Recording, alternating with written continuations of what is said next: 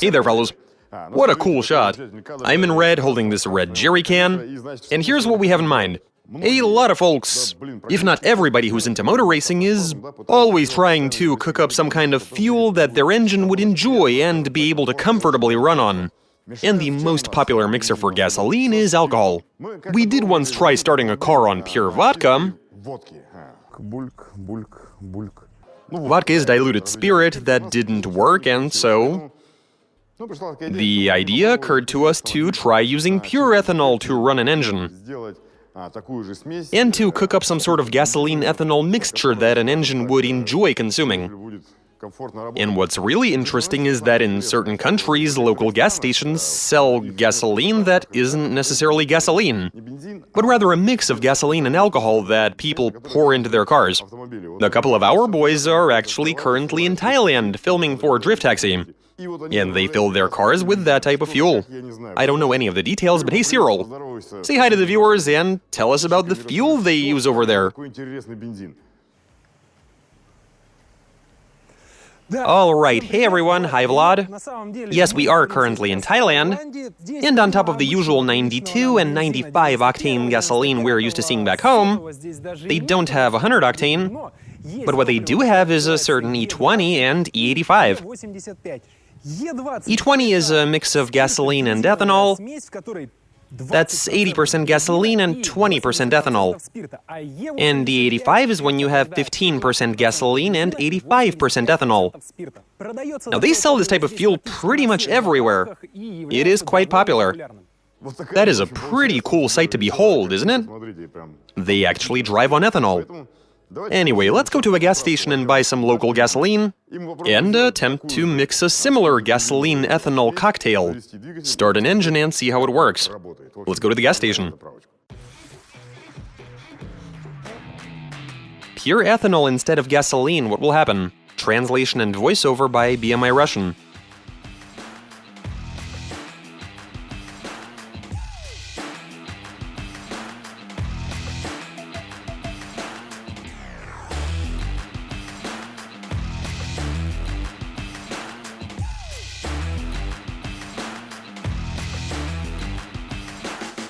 Okay guys, we've made it to the nearest gas station, and Cyril, in case you've forgotten, we have 100 octane, 95 G drive, ordinary 95, 92, and diesel fuel. Over here we also have a regular 95 octane, which costs 36.37 bahts. Now in Thailand there's no 92 octane. They only have 91 at a price of 36.13 bahts. You got E20 at 34.06, and E85 at 34.51. Also, we have diesel fuel at a price of 33.46. Okay, so we've given this a bit of thought and decided to pour ourselves some regular 95 octane, which is the most common choice for fuel around here. 95 is right in between 192, and that's what we're getting. You can get some E20 and E85, Cyril. Yeah, I've learned what they're called. I need E85, E and E20. It's a good thing you bought 95 octane, Vlad. That's because E85 and E20 actually have 95 octane mixed in them. So that's 85% alcohol and 15% 95 octane gasoline. That's what this stuff is composed of. Experiment number 1, weighing the fuel. We'll start with something simple, fellas. I think it actually might have been Cyril who told me that the more alcohol a fuel contains, the lighter it is. That's fairly easy to verify. Here I've got me a measuring cup and a little scale. I'm gonna pour in precisely 1 liter and see how much it weighs. Careful. We've got exactly 1 liter in there, and it weighs 730 grams. We now have a number, so I'm gonna take this and pour it in here, turn the scale off. Measuring cup and scale, here you go, Cyril. I'm going to have to do the same thing twice, because we've got 2 fuels, the E20 and the E85. Place the cup, reset the scale, And the first canister contains E20. Pouring in precisely 1 liter will be tricky. There we are, 1 liter. Yep, that's exactly a liter. And it weighs 738 grams. Now, it's only 20% alcohol, which is why there's barely any difference. No smoking in here now. And now we are going to do the same, but with E85. E85 has got this bluish color to it. As a matter of fact, on a couple of occasions when we filled up the Zafiro, and we run it on different fuels, on either E20 or E85. Anyway, the color is the only giveaway that allows distinguishing between them. I mean, you can also tell the difference by smelling them, but that's something I wouldn't recommend anybody try. Don't go sniffing e-fuels. That's spot on. Turn that around, and that's precisely 1 liter. And this weighs 776 grams. So at the end of the day, 1 liter of Russian 95-octane gasoline weighs 730 grams, Thai E20 is 738, and E85, a mix of gasoline and alcohol, that weighs 776 grams. That is a big difference. What's interesting is that E85, although it weighs more, it's going to have less energy yield. And on 1 liter of this, your car will only travel about 75% as far as it would have on 95-octane gasoline. Experiment number 2, how long will the fuel burn? So right here I've got me a little white bowl, we're looking good. And this is a measuring tool to extract 5 milliliters of gasoline.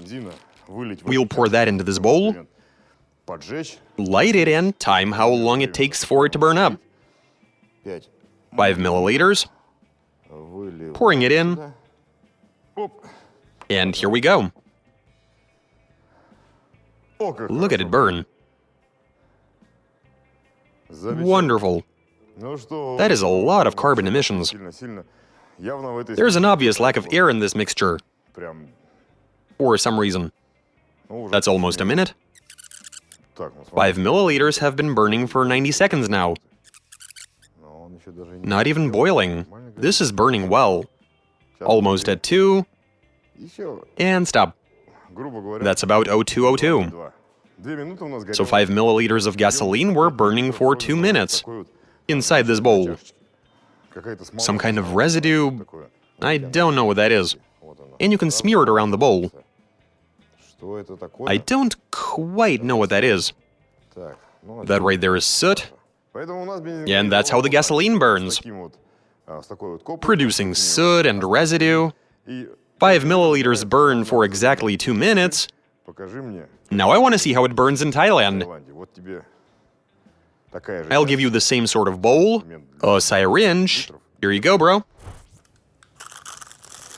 Awesome. We'll be doing the same thing, but with 2 different types of fuel. That's 5 milliliters in the bowl. Now we light it and start the timer.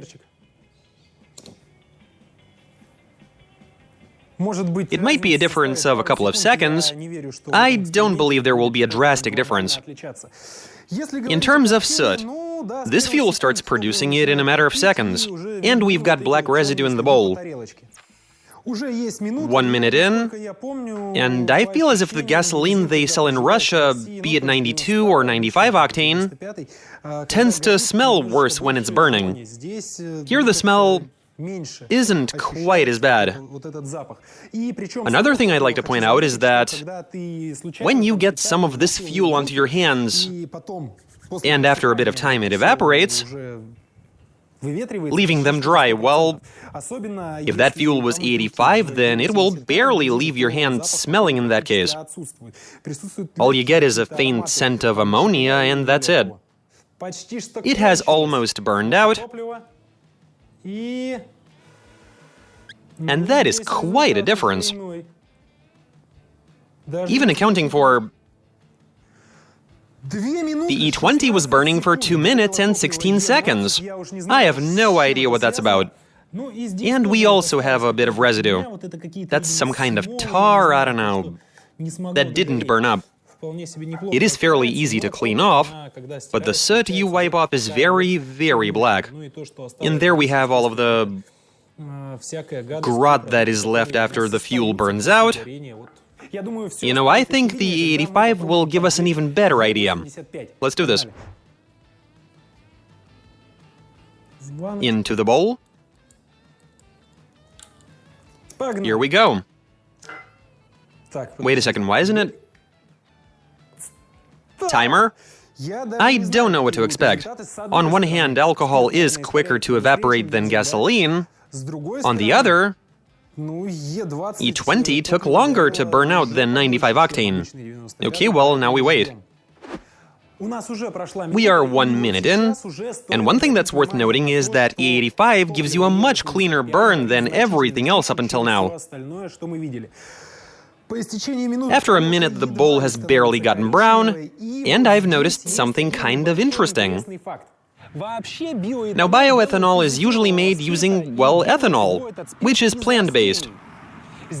Here in Thailand, bioethanol is extracted from a plant that's called a cassava. And the production process is similar to that used to make ordinary Russian mash. They grind down the roots, add yeast or some other reagents, that gets things going. Then they distill it using an industrial-grade still and end up with ethanol.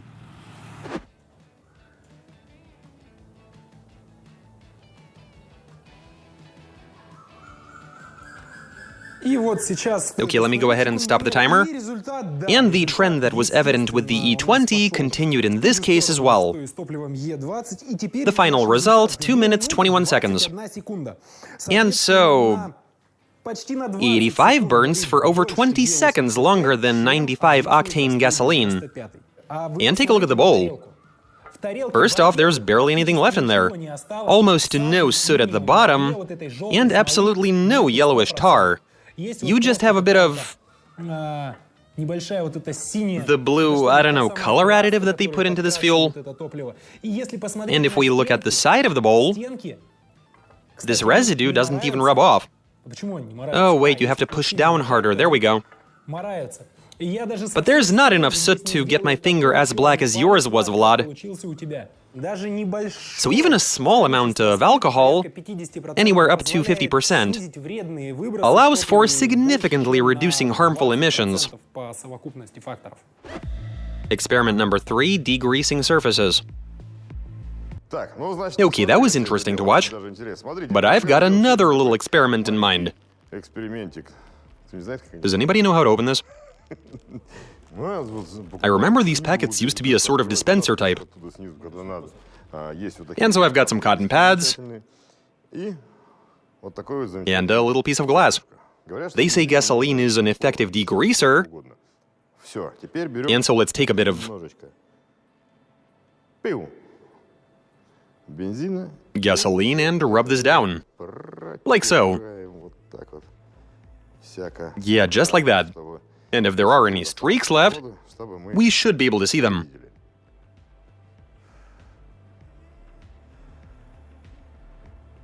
Allow it to dry, and we've got some sort of white film. We don't have a lab, so I can't tell you exactly what that is. But apparently, gasoline is not going to allow you to perfectly degrease a surface. But we do have something else to compare it to. So here you go. Some cotton pads and a nice piece of glass. Okay, great. We'll be using the fuel that contains a lot of alcohol for this one. How do I open this? And you take it out of there. Thank you. I'm going to start by giving this a good rub down, so that we conduct this experiment with a clean piece of glass. E85, and let's rub it down. There we go. Okay, so this was essentially an inverted experiment. I started by removing the residue that was left over from Vlad's first experiment.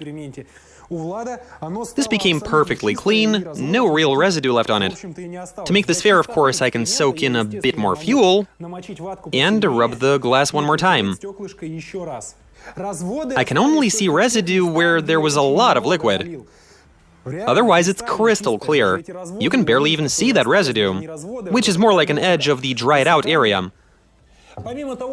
So aside from using it as fuel, you can wipe glass with it, degrease something, and I'm sure it also has a bunch of other useful qualities to it. Experiment number 4, which produces more carbon. I'll take the same piece of glass, and here's what I'm gonna do. I'll place it like so. We already saw how much soot was left inside the bowl from the gasoline burning. That's 2 milliliters. Now I'm gonna go ahead and pour it in, using this super precise measuring tool. As long as it doesn't burst, everything else goes.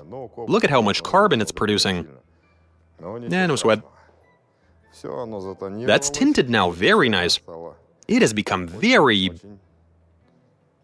dark. You can actually use this sort of glass to look at a solar eclipse. What? You can't? I think you can. This actually used to be a thing to look at eclipses. That is a lot of carbon. It must not be burning up. All of it. Let me grab it like this.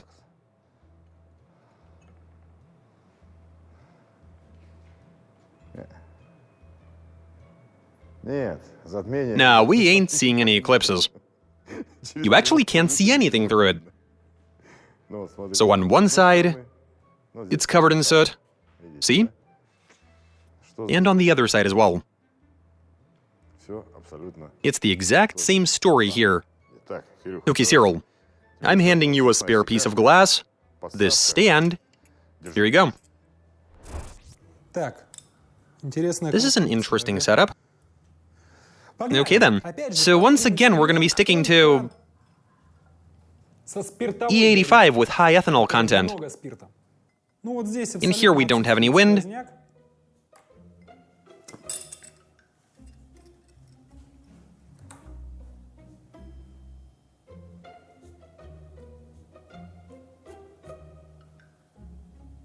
At first glance, it seems as if nothing is happening. What's interesting is that, once we came inside, it's as if there are even less carbon emissions now.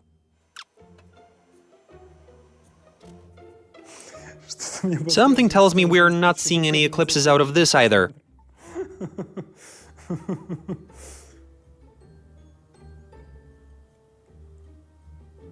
So that was 2 milliliters of E85 fuel. Now we carefully grab the glass. Yeah, this unfortunately won't do for observing eclipses. This method is totally ineffective. I do see a bit of evidence. There are some carbon deposits, because you can see where it was touching the stand. But the results are fairly obvious. We can even place this against the camera lens and film right through it. No good for looking at the sun, though. Experiment number 5, mixing the fuel with water. I suggest trying another experiment. We have some water and a bit of fuel. And as we all know, gasoline doesn't mix with water. Water pools at the bottom of the fuel tank, contaminates the fuel system filter, it accumulates. But this is gasoline mixed with ethanol. And so we'll grab a syringe, get 10 milliliters of water, and pour it all into the fuel.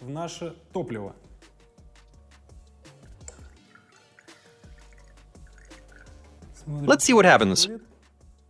Oh wow, before it even reaches the bottom, it's mixing with the fuel and integrating itself into it. And what's interesting is that, well, if you've ever watered down alcohol, a very similar reaction occurs here. When water mixes with alcohol, it bubbles slightly, and those tiny bubbles find their way up. But then this is almost pure alcohol. And what's interesting is that it smells... It doesn't smell like fuel at all.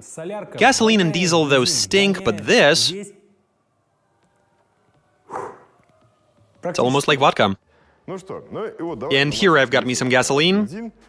Everything is good. And I've got some water. Tasty. That is some good water. And now let's try mixing the water with gasoline. This is going to be very interesting, of course. In all seriousness, though, we all know what's going to happen. Okay, I've got the water. Here's the gasoline. And what have we got? The usual. Water is obviously considerably denser. It's heavier, and so now all of that water... Check this out. It is at the bottom of this glass. It absolutely does not want to mix with gasoline. The main experiment. Gasoline plus alcohol equals homemade E85. Okay, guys, so you saw all of that for yourselves. That should have given all of us a more or less decent understanding. And here's what we'll be doing now. Let's try making us home-brewed fuel. That is as close to E85 as we can make it. Right here I've got me a measuring pitcher. And as we just heard, they use 95 octane to make their stuff. Now, he did mention that they make theirs out of some kind of root crops, which tells us that they use ethanol out there. And so I've gone out and found me some drinkable ethanol. Okay, so we got the alcohol, that's covered. And we have the gasoline. So 150 milliliters of gasoline and 850 milliliters of alcohol. What do we got? 100 and another 50. And now we pour in the alcohol. This is mixing very well. As you can see. Yeah, gasoline and alcohol mixed with each other perfectly.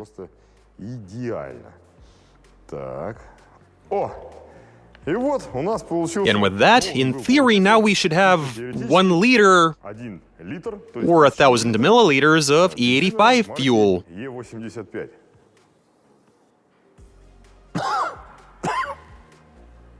Whoa, that is nasty. Okay, well, we have the fuel. Let's hope it's what we wanted. As for the test we'll be conducting, it'll be one that gives us the best possible understanding. That's exactly 5 milliliters. Excellent. We've extracted 5 milliliters, which we'll pour into this bowl. And here we go. It burns, and it was quick to ignite. Very good indeed. And, after 10 seconds of it burning, this is what we see. The bowl is starting to get a bit dark, but I don't see any sort of thick layer of carbon deposits on the bowl. Excellent. That is a lot of heat, but not a lot of smoke. No more soot. And just look at it burn. And it's been pretty, it's been burning for a while now. We're 2 minutes in at this point. Stop. Very nice, look at that. It was burning for 2 minutes and 10 seconds. So no soot. It took a bit longer to burn. And what's interesting is that there's barely any carbon buildup on the bowl. It's about as much as with actual E85. Now I reckon we 107% have to try starting a car on this stuff. We have a Lada, we have some fuel, let's do this. Okay, so in order to do this right, we've removed the hose from the fuel pump. So the fuel pump is currently disconnected. We can probably even remove the hose from the carburetor. No, that's not gonna work. Anyway, so there's no supply of gasoline to the engine, and we'll be emptying the carburetor as usual. Okay, start it and we'll allow it to suck the old fuel in.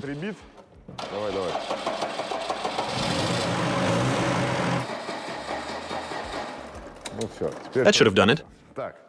Okay, so the carburetor is now empty for the most part. Whatever is left is minuscule. And so, where's the hose at? I think I'm gonna place it right here. Excellent. Okay, prime it. Dude, prime it before you go start it. Of course it's gonna be quickly depleted. There we go. Are you sure? That didn't take long at all. Let's go then, fire it up.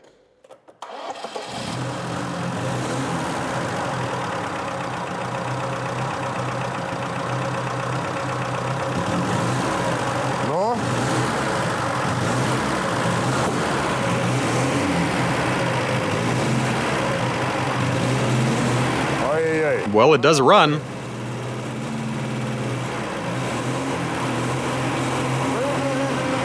Wait before you give it any more gas. Well, it did start, it's running. Like, properly running. But something tells me...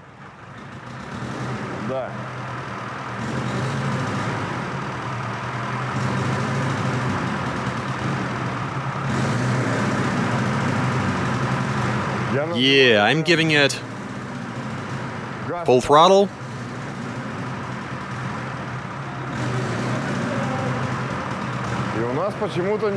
And I'm not noticing anything amazing.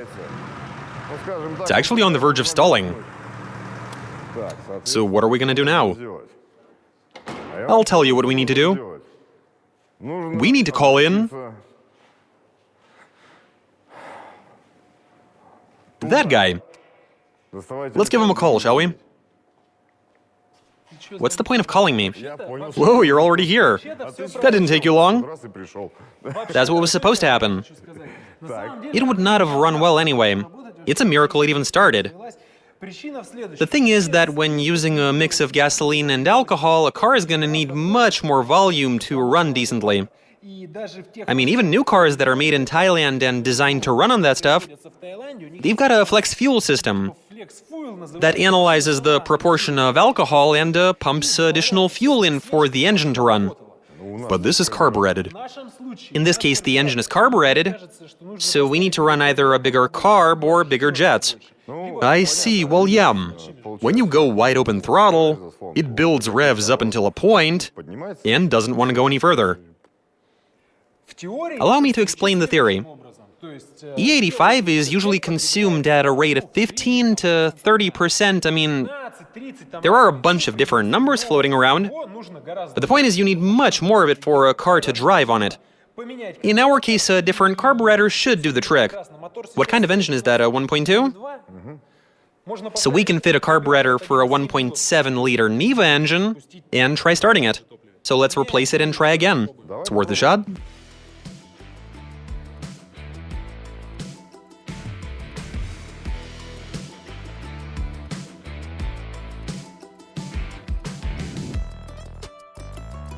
So check this out. We fitted the carburetor, it's got bigger jets, everything is good. Now we pump a bit of that home-brewed fuel into it.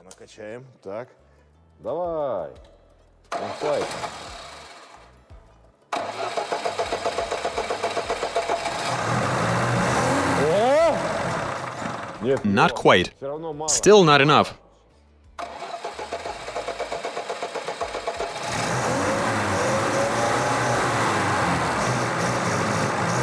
Yeah, shut that. That'll help it run. Because it needs even more fuel.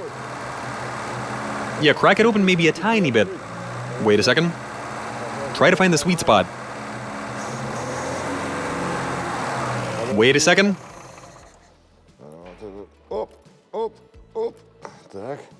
Okay, we fondled the magic thing.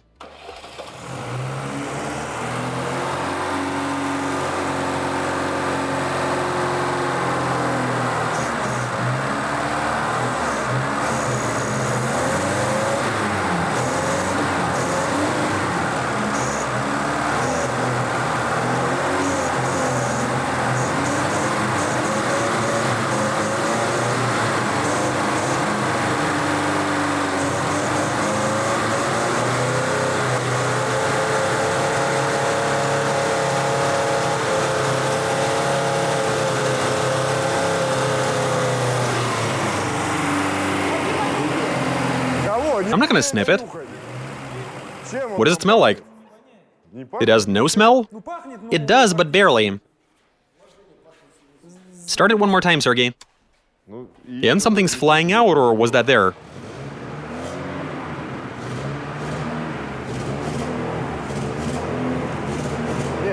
Yeah, you still get that sort of exhaust smell. Though it's not quite the same. It's actually not the same at all.